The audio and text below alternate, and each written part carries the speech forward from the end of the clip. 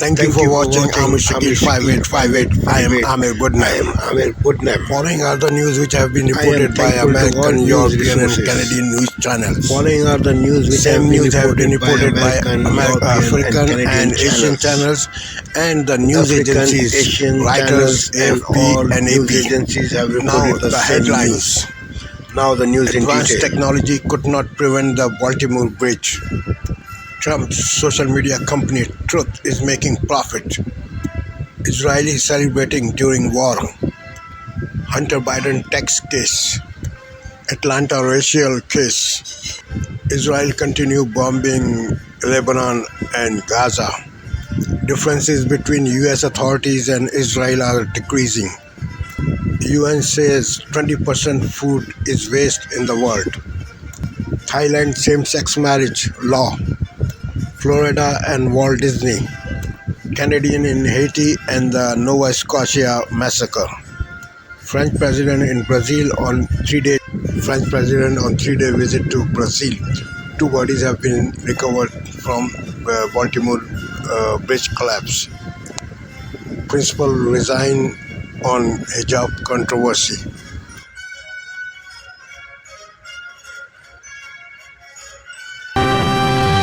Good evening, I'm William Brangham. Jeff Bennett and Anna Navaz are away. On the NewsHour tonight, investigators try to understand what went wrong leading up to the deadly Baltimore bridge collapse. Then, a look at the tenuous nature of Trump's newest business venture, turning his social media platform into a publicly traded company. And a normally raucous holiday in Israel is tempered by the war in Gaza and the loss of loved ones. Even though we are so sad because everything is going on in here and the hostages, we still want to make people happy and let them forget for a second.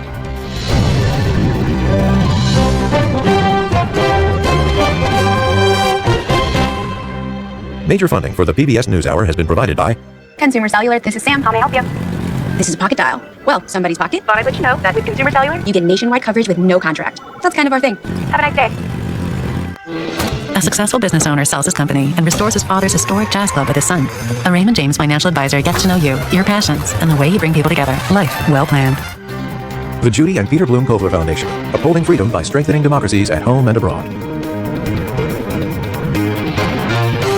The Walton Family Foundation, working for solutions to protect water during climate change so people and nature can thrive together. Supported by the John D. and Catherine T. MacArthur Foundation, committed to building a more just, verdant, and peaceful world. More information at macfound.org. And with the ongoing support of these institutions. This program was made possible by the Corporation for Public Broadcasting and by contributions to your PBS station from viewers like you. Thank you. Welcome to the NewsHour. So far, 2 bodies have been recovered from the river where a bridge collapsed yesterday in Baltimore. As the search for the remaining unaccounted for continues, divers are navigating treacherous waters, hoping to recover what remains of those lost. The city of Baltimore woke up again this morning to the mangled ruins of the Francis Scott Key Bridge shrouded in fog. The initial search and rescue mission has turned to a search and recovery mission. These divers have been back in the water for hours now. Maryland Governor Wes Moore said divers and recovery crews are braving treacherous conditions in the depths of the Patapsco River to search for those missing who are now presumed dead. They are down there in darkness where they can literally see about a foot in front of them. They are trying to navigate mangled metal, and they're also in a place that it is now presumed that people have lost their lives. Around 1:30 Tuesday morning, the Dolly, a nearly 1,000-foot-long cargo ship, lost power as it was piloting out of the Baltimore harbor. The vessel was able to issue a mayday call, allowing police to halt bridge traffic. One of you guys on the south side, one of you guys on the north side, hold all traffic on the Key Bridge. There's a ship approaching that just lost their steering. There's a crew up there. You might want to notify whoever the foreman is, see if we can get them off the bridge temporarily. But the work crew that was on the bridge wasn't able to evacuate in time. Last night, a vigil was held for those who couldn't be rescued, immigrant construction workers from El Salvador, Guatemala, Honduras, and Mexico. Thank you. At the White House today, Transportation Secretary Pete Buttigieg laid out 4 objectives his department is focusing on now. Reopen the port, deal with the supply chain implications until the port does reopen, rebuild the bridge, and deal with the surface transportation implications until the bridge is rebuilt. But he couldn't give a timeline for the reopening of the bridge. We just don't know yet, especially in terms of their foundational infrastructure. Or the port. Again, too soon to venture an estimate. The vast majority of the port is inside of that bridge, which means most of it cannot operate. For now, other Baltimore roadways are absorbing the estimated 31,000 vehicles that normally cross the Key Bridge every day. Meanwhile, investigators have recovered the cargo ship's black box as they begin to piece together what went wrong.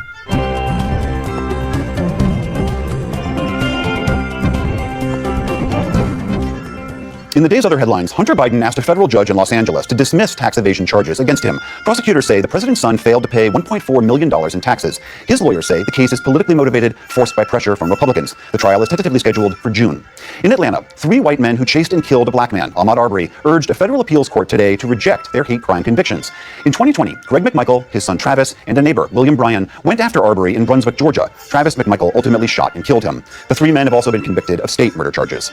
The U.S.-Israeli split over the war in Gaza may be easing. The White House confirmed today that Israeli Prime Minister Benjamin Netanyahu has agreed to reschedule the talks that he canceled this week. The focus was to be the planned Israeli offensive into the city of Rafah, something the U.S. has warned against. In Jerusalem today, Netanyahu met with U.S. lawmakers and defended the cancellation as a necessary signal after the U.S. let a ceasefire resolution pass in the UN Security Council. My decision not to send the delegation to Washington in the wake of that resolution was a message to Hamas. It was a message, first and foremost, to Hamas. Don't bet on this pressure. It's not going to work. Netanyahu also dismissed fears that attacking Rafah would endanger thousands of refugees. He said, quote, people just move, they move with their tents. Meanwhile, Israel and Hezbollah fighters in southern Lebanon traded heavy new attacks along the border. Israeli airstrikes killed 12 people in Lebanon overnight and today. Hezbollah responded with rockets, killing 1 person in Kiryat Shmona in northern Israel. Survivors voiced anger and desperation. We've been abandoned. If I had been here 40 minutes ago in this place, I don't hear even 1 plane from Israel's air forces. There's a crater in the middle of the street. There's damage here to an entire building, and I'm one of the tenants. So far, border clashes have killed 20 people in northern Israel and more than 240 in Lebanon, including civilians and fighters. The United Nations reports nearly 20% of all the food in the world goes to waste. These findings tracked progress towards cutting food waste in half by 2030. The report found 783 million people around the world do not have enough to eat. At the same time, it said the average person wastes 174 pounds of food each year. 60% of that total comes from households and the rest from restaurants and retailers. In Thailand, a landmark marriage equality bill breezed through the lower house of parliament today. If the Senate agrees, the country becomes the first in Southeast Asia to legalize same-sex unions. Lawmakers waved rainbow flags as the votes came in. The measure would recognize the rights of all wedded couples, regardless of gender.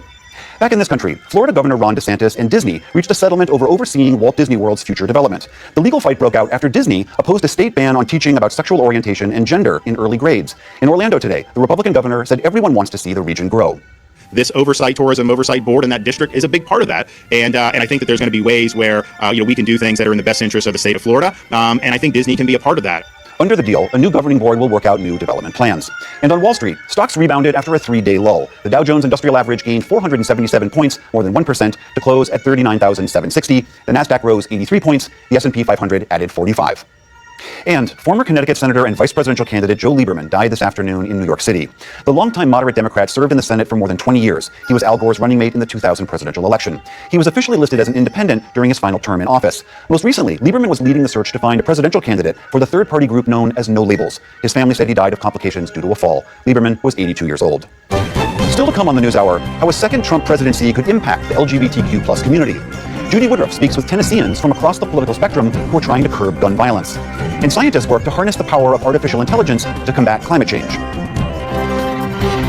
This is the PBS NewsHour from WETA Studios in Washington. Truth Social made its public debut on the Nasdaq yesterday. The stock price soared, reportedly powered by supporters looking to invest in the former president's business. But the platform's stock success does not seem to match its own financials. Truth Social lost $49 million last year. It also has far fewer users than any other social network that has gone public. The tech research firm SimilarWeb estimates Truth Social had about 5 million users last month. That's compared to more than 3 billion on Facebook and 2 billion on TikTok. Dan Alexander is a senior editor at Forbes who has spent years covering the former president's sprawling business empire, and he joins us now. Dan Alexander, thank you so much for being here. What was your reaction yesterday when you saw that Truth Social stock? Laura Lopez, such important reporting. Thank you very much. Thank you.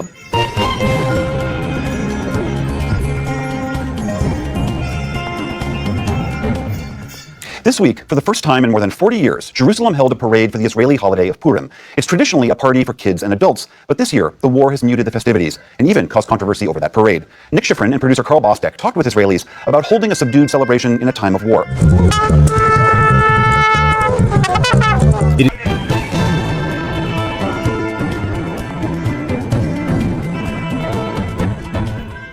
Buying and selling a home could get quite a bit cheaper. That's because the National Association of Realtors has now agreed to rewrite a number of the rules that regulate America's housing industry. John Yang unpacks the details.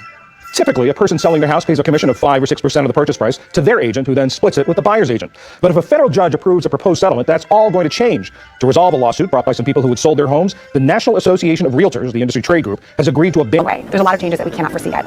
Deborah Kamen of the New York Times, thank you very much. Thank you.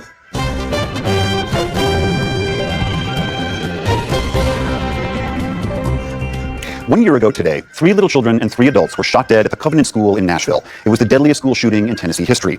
In the wake of that tragedy, a group of Tennesseans from across the political spectrum came together to find ways to reduce the harm of gun violence in their state. Judy Woodruff reports from Tennessee as part of her ongoing series, America at a Crossroads. Tim Carroll is a firearms instructor. For the PBS NewsHour, I'm Judy Woodruff in Harriman, Tennessee.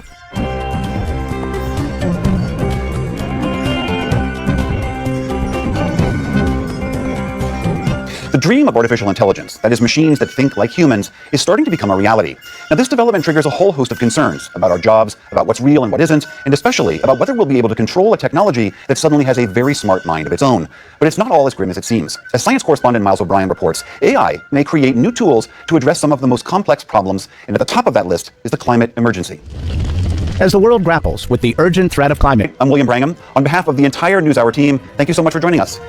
Major funding for the PBS NewsHour has been provided by 24 and France24.com.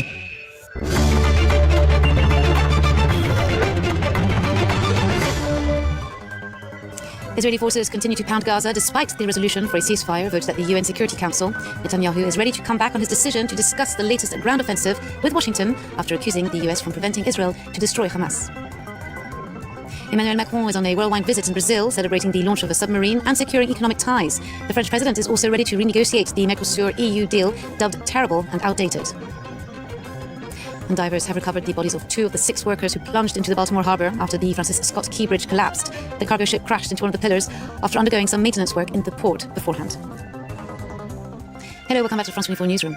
Talks will be back on the table after Benjamin Netanyahu cancelled a planned visit to Washington, this following the US abstention in the last UN resolution for a ceasefire in Gaza. No date has been finalized, but Israeli officials are expected to discuss potential military operations in the enclave. Despite calls from the Security Council to halt the fighting, the Israeli Prime Minister vows to continue the offensive until all hostages are released and that Hamas's military is destroyed. In the latest airstrikes, the IDF has hit Gaza City and Rafah, in the southern border city where over half of the Palestinian population is sheltering. 4 homes have been bombed, killing 11 people from a single family. Charlotte Hughes has the details. A body is pulled from the rubble of a building, hit by an Israeli airstrike. Such scenes have become a regular occurrence in Rafah, Gaza's southernmost city. We were safe in the house, and we heard the sound of a strong explosion which shook the area. We went to the place and found body parts on the ground. People hanging, as you can see, traces of blood. More than 1 million Palestinians are sheltering in the city, many of them displaced by the war. Israel has vowed to launch a ground offensive against Hamas militants in Rafah, despite mounting global opposition. The US and UN have warned that such an assault would lead to a humanitarian disaster.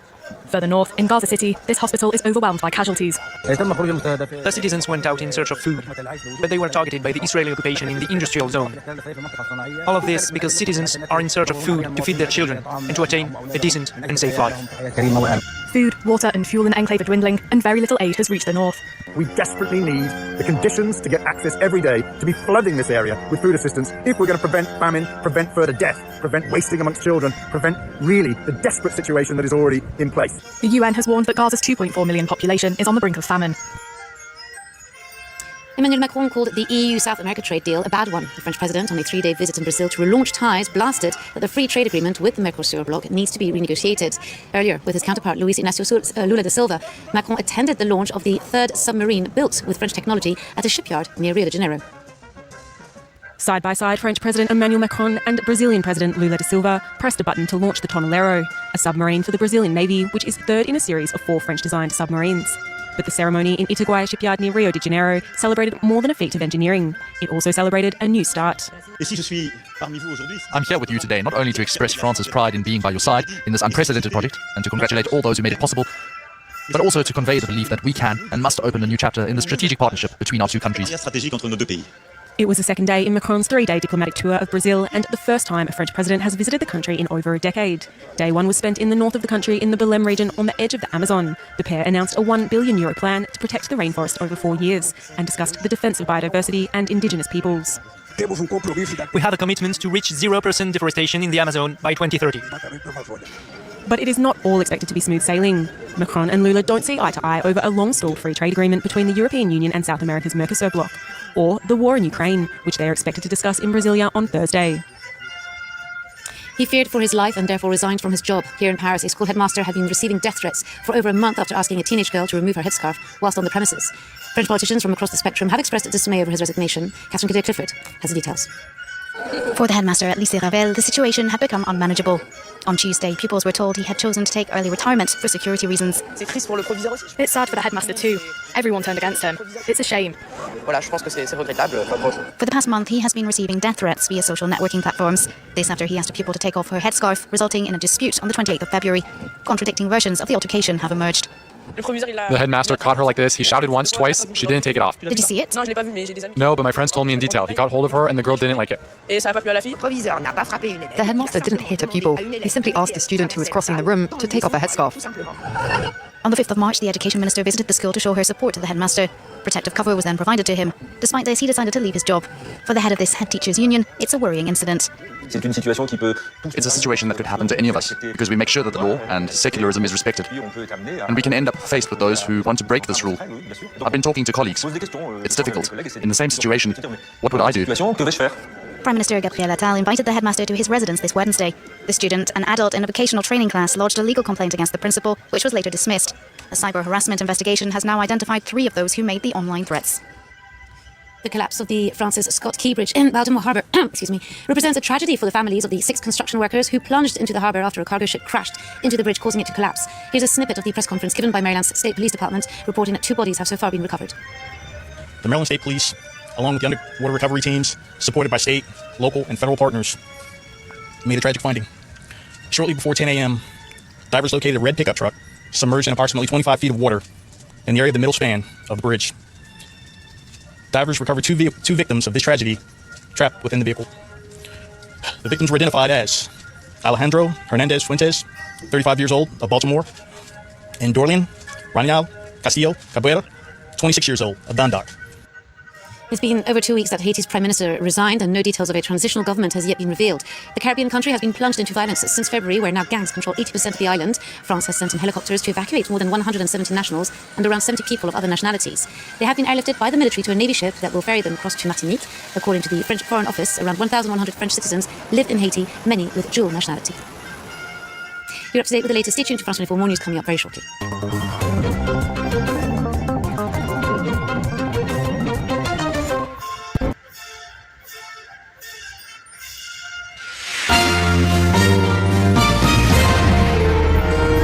On this Wednesday night, the workers who died in Baltimore's bridge collapse. You know, you come to America trying to reach the American dream and you lose your life. The hurdles in the recovery mission and how the disaster will disrupt supply chains. Traumatized by the Nova Scotia massacre, a community's continued lack of faith in the RCMP. Escaping Haiti. It is total chaos. The Canadians forced to plot their own exit strategy. And hopping from charming to alarming. No, I don't like that. What happens when artificial intelligence meets the Easter Bunny?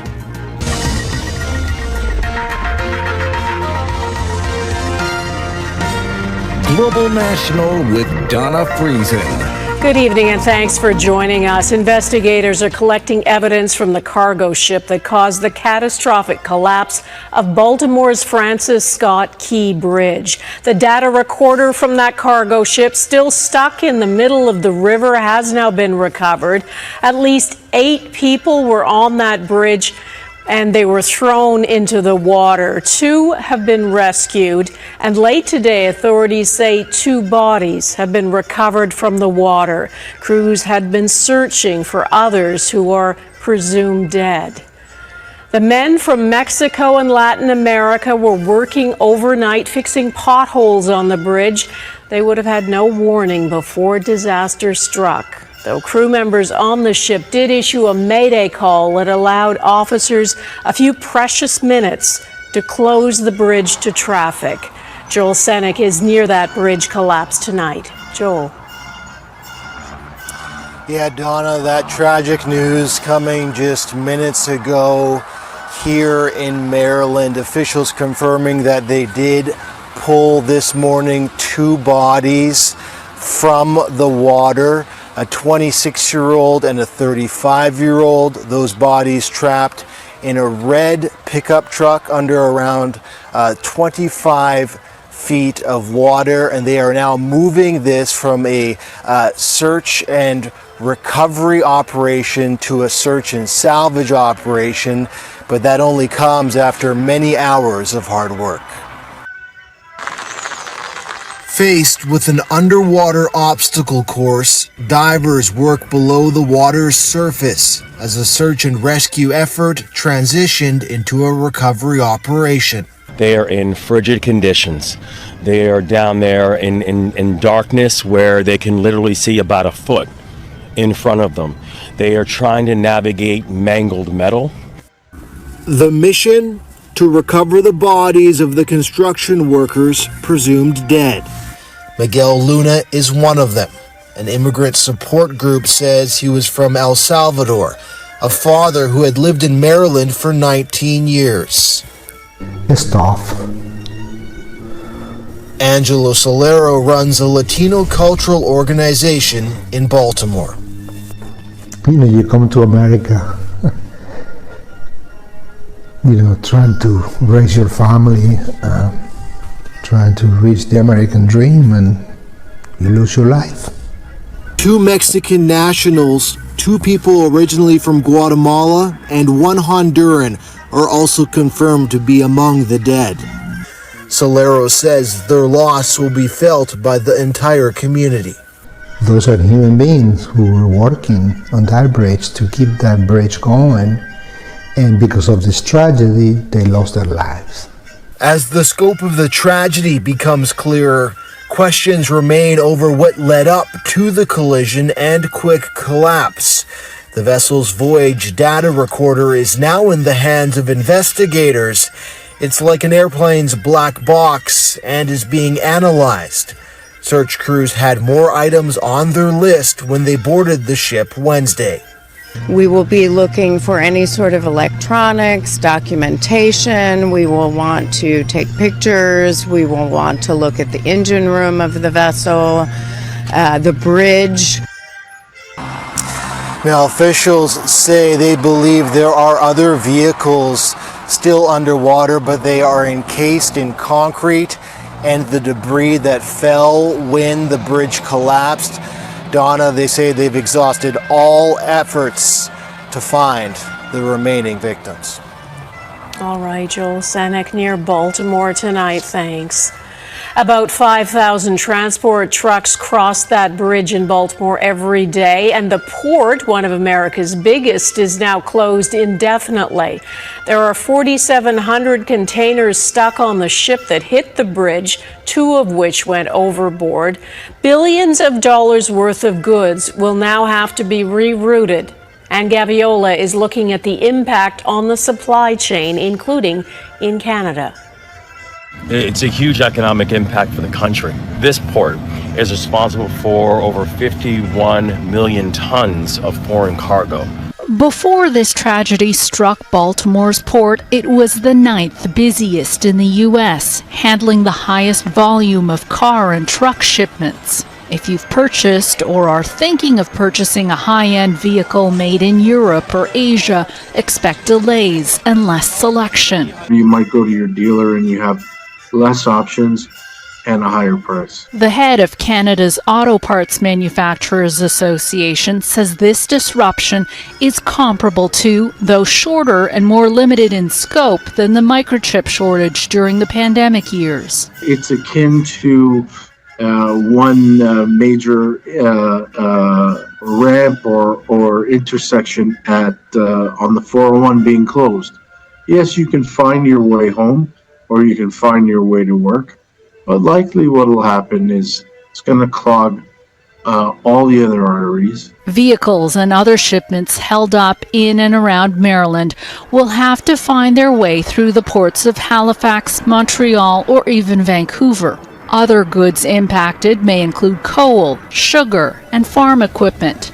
The timing isn't good for farmers who depend on heavy equipment like tractors. So unfortunately, we are seeing planting season approaching here in the United States, especially for corn that'll be going in the ground heavily in April. Economically, the greatest impact will be on Maryland's locals. For the families of those presumed lost, for the people of Baltimore who are going to be feeling this closure in day-to-day life, and for everyone affected by the port closure and its supply chain impacts.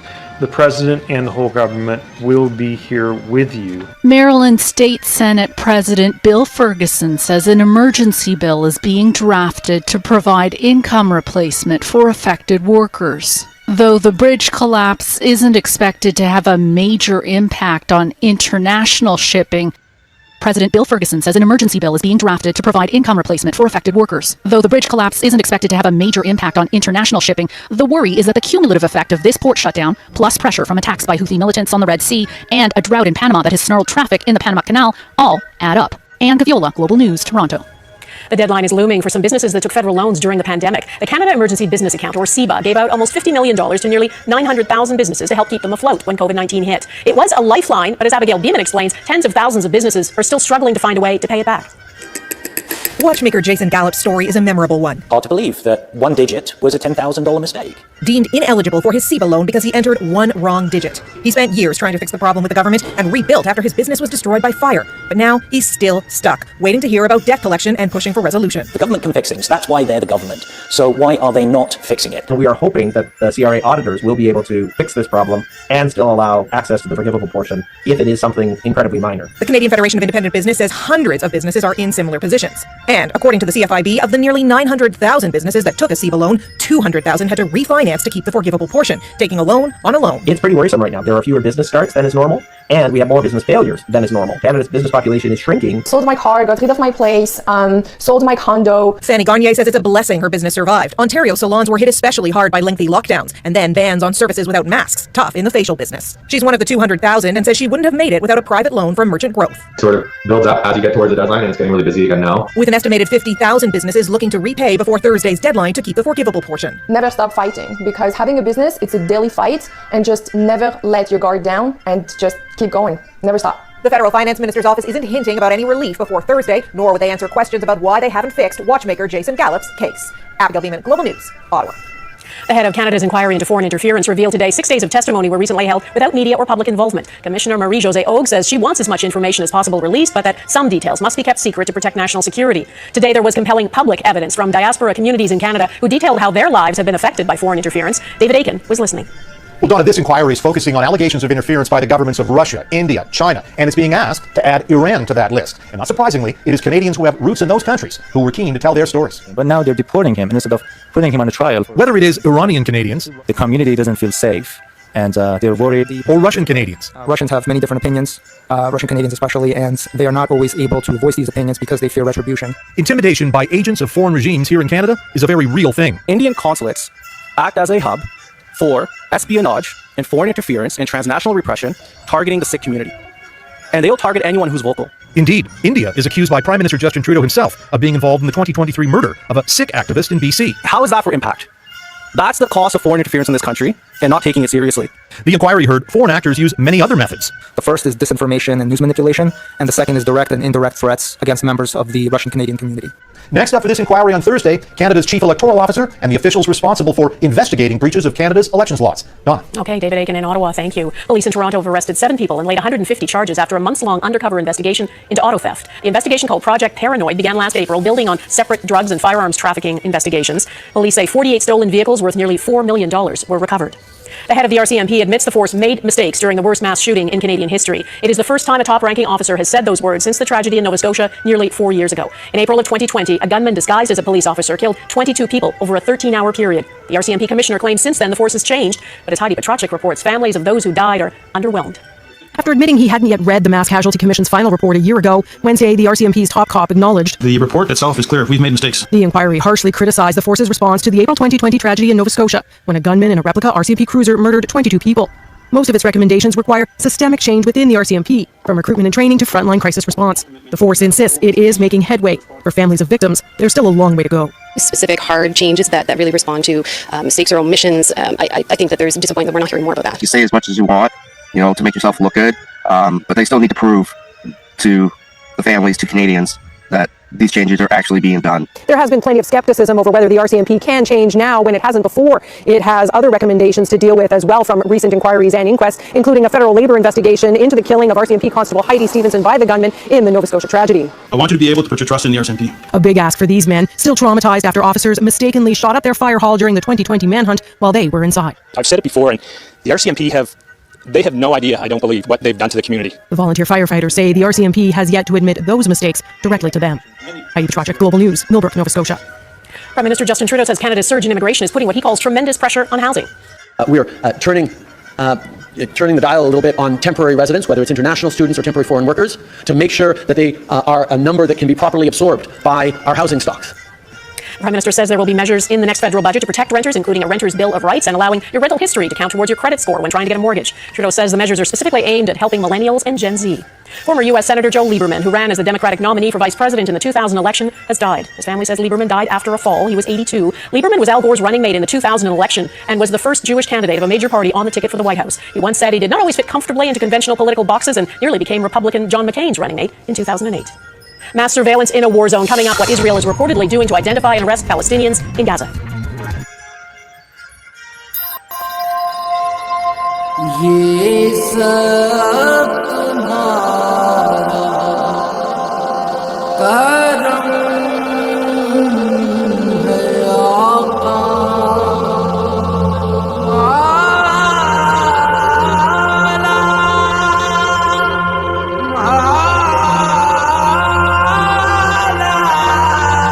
माहे रमजान जब मिल बैठता है हर इंसान, हर तरह का फर्क मिट जाता है। कोई सलीका है।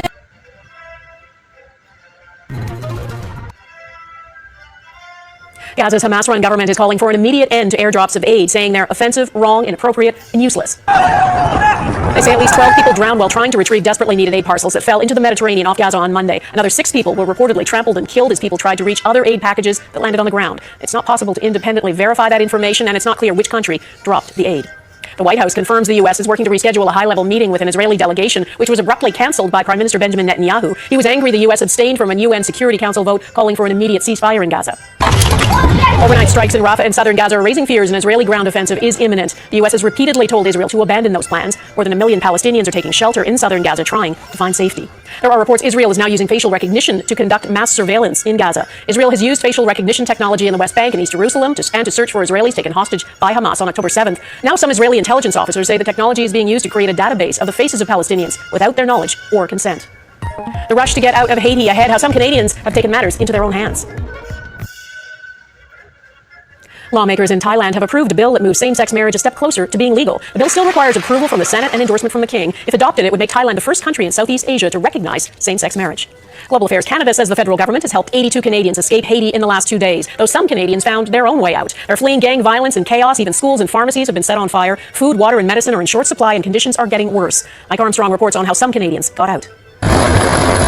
This was the way out of Haiti for Canadian David Rochelot, a privately chartered helicopter picked up in the suburbs of Port-au-Prince.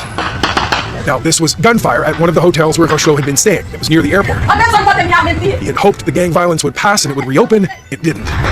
Shooting was still quite active around the airport. They weren't shooting at us, but they were, just trying to keep the airport closed. Instead, Rochelot and a colleague paid out of pocket for their ride out of the country. He'd been to Haiti before, working on a farming project, but this time he says it felt like anarchy. It is total chaos, and the gangs, I think that's what they want. Now, the price tag and security situation has made chartering a flight out impossible for most. This is an operation this week by the French military. Well, according to Ottawa, about 100 people in Haiti with Canadian passports have asked for help leaving. The demand is surprisingly low. Canada's ambassador to Haiti admits officials expected more. How it's working so far is people are told to travel in the early morning to meet a helicopter chartered by the embassy. We pick central locations that are fairly safe, but it's always risky. There's no doubt about that. Now, the security situation is also slowing down efforts to find a political solution. The Transitional Presidential Council is supposed to have already picked a new prime minister, but instead hasn't even sworn in its members. The council's only female representative resigned Sunday, citing death threats from gangs. Another council member resigned less than 24 hours later. The gangs appear to be trying to slow down the formation of the council to at least delay the planned UN-backed security force that's supposed to help Haiti's outgunned police force. Mike Armstrong, Global News, Montreal. Here comes Peter Cottontail ahead, the AI twist on the Easter Bunny.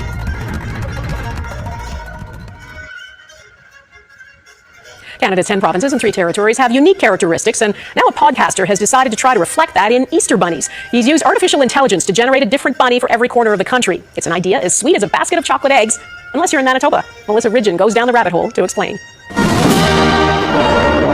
I like to kind of just use AI to teach Canadian history or to teach about Canada in just a unique way. The creator of podcast Canadian History X thought, why not Easter bunnies? Quebec's impeccably dressed on a trendy patio, Nunavut's dapper under the northern lights, Nova Scotia's moody on a rough sea. Then there's Manitoba's, looking possibly rabid, hanging out the window of a rusted pickup truck. No, I don't like that. But he's a right truck for road conditions. Okay. Ooh, they did us wrong with that one. Obviously, some people interpret it as, this scary psychopathic bunny. Craig Baird used AI to generate the rabbits, which begs the question, what did he say about Manitoba to render something more watership down than friendly Manitoba? All I actually said was I wanted an anthropomorphic Easter bunny in a pickup truck in a field. And that's when it came out, and I was like, you know what? I don't mind this one. It's not the first time his creations have gone viral.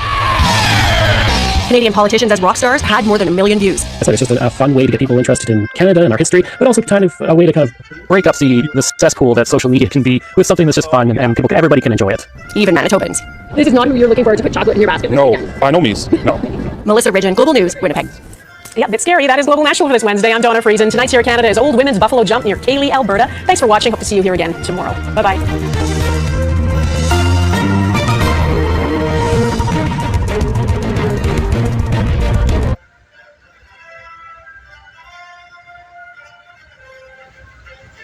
Thank you for watching and privilege of your time. This is Amir Shakil 5858. I am Amir Woodman. Have a good life.